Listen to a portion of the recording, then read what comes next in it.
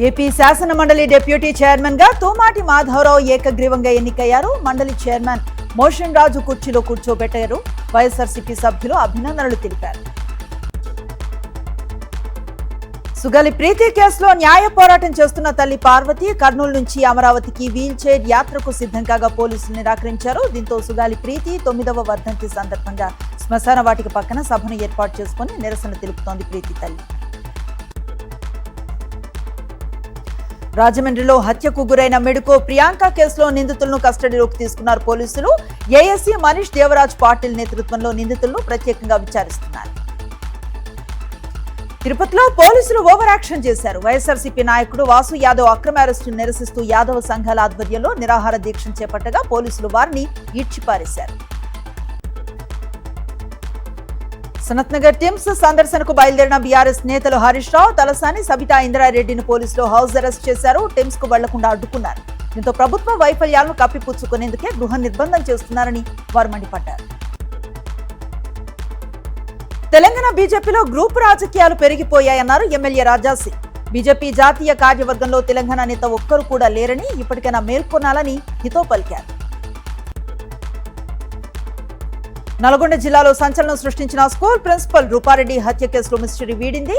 ఈ నెల 11న రూపారెడ్డిని 2 విద్యార్థులు హత్య చేసినట్లుగా పోలీసులు గుర్తించారు.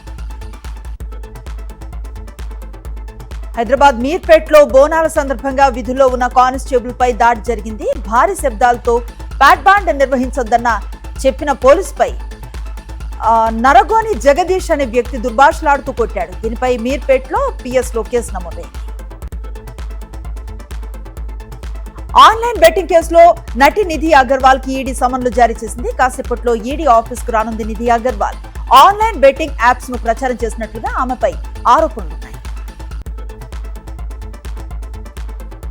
ఏలూరు ఇంజనీరింగ్ కాలేజ్ సమీపంలో రోడ్డు పక్కన నిలిపిన ఏపీఎస్ఆర్టీసీ బస్సును కంటైనర్ లారీ ఢీకొట్టింది. బస్సులో ప్రయాణికులు లేకపోవడంతో పెను ప్రమాదం తప్పింది. కేసు నమోదు చేసిన పోలీసులు దర్యాప్తు చేస్తున్నారు. తమిళనాడు సీఎం ఆరోగ్య బీమా పథకం రక్షణ పరిమితిని 3 లక్షల నుంచి 25 లక్షలకు పెంచినట్లుగా సీఎం విజయ్ ప్రకటించారు. పెంచిన బీమా పరిమితితో ప్రజలకు మెరుగైన వైద్య రక్షణ అందేలా చర్యలు చేపట్టారు. అంతరిక్ష పరిశోధనలో చైనా మరో కీలక ముందడుగు వేసింది. తొలిసారిగా భూ ఉపరితలంపైనే రాకెట్ ను రికవరీ చేసింది. చైనీస్ ప్రైవేట్ స్పేస్ సంస్థ ల్యాండ్ స్పేస్ అభివృద్ధి చేసిన జాక్-3 రీయూజబుల్ లాంచ్ వెహికల్ Y2 ప్రయోగం విజయవంతమైంది. హాకీ వరల్డ్ కప్ లో నేడు చిరకాల ప్రత్యర్థి పాక్ తో భారత్ తలపడనుంది. నెక్స్ట్ రౌండ్ కు వెళ్లాలంటే ఇరు జట్లకు ఇది డూ ఆర్ డై మ్యాచ్. దీంతో మ్యాచ్ పై మరింత ఉత్కంఠ నెలకొంది.